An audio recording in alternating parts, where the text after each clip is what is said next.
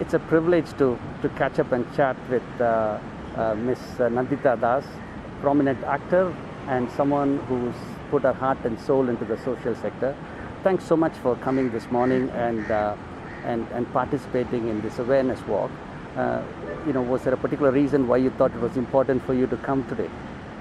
No, I think in our society we have, left out so many people. We have discriminated. We have just disadvantaged people for no fault of theirs. And I think a society can only be sensitive and compassionate if we care about each other.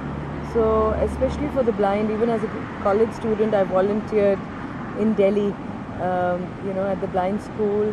Then I also donated my eyes very early. So there's always been sort of a desire to do more, and I have been guilty of not doing anything after that. So when I was asked to come for this walk in the dark, I thought it was a wonderful concept because sometimes we forget, we don't realize how privileged we are. We see our sight, we take it for granted. And what is it to not have that sight, not have that faculty that we've taken for granted? So I think it's a lovely idea for us to be blindfolded with this, walk in the dark, and to be able to experience for those few moments what it is to be in the dark. So it's a good initiative, and one is always supportive of that. The brief time you were blindfolded and you walked, what were your thoughts and your feelings? Was it different from walking in a normal way? I mean, what? Of course, yeah, it's definitely very different. I mean, we rely so much on sight. In fact, we don't even develop other faculties enough. And the minute you close your eyes, of course, there is a discomfort in the beginning. You're kind of fumbling, you're unsure, you lose your confidence. And then slowly you set into it, you start hearing things much more clearly. You almost calm down. I don't want to glorify it at all because, it's not something that is to be glorified. But we also do not need to think that those who are not sighted are disadvantaged in everything else. There are also things that they are very sharp with, especially I think sound and touch and feel. They have developed all these other faculties to kind of compensate for not being sighted.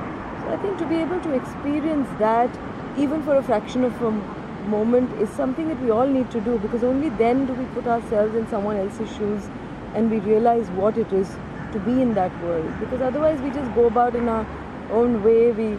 Even if we don't want to be insensitive, we become numb to a lot of things.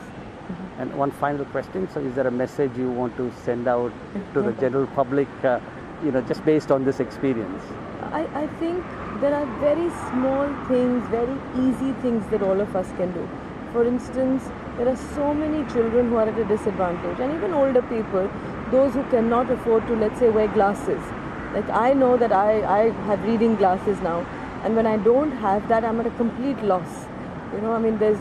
Everything is a blur. Right. And what it must be for hundreds and thousands and probably millions of people who just see the world as a blur, and all they need is a pair of glasses.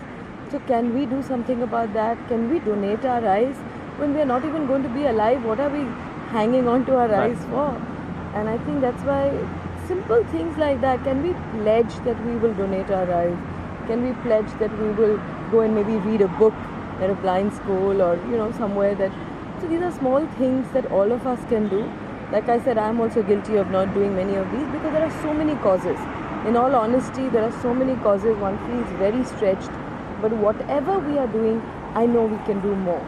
So the idea is, can we push ourselves to do a little more? Because many of us are very privileged. And we mustn't forget that. And that's why we have to do our bit. Thank you so much for taking the time, coming early in the morning and encouraging us. Thank you for doing this and creating an awareness and bringing us all out on a Sunday morning at 7:30. Thank you. Thank you.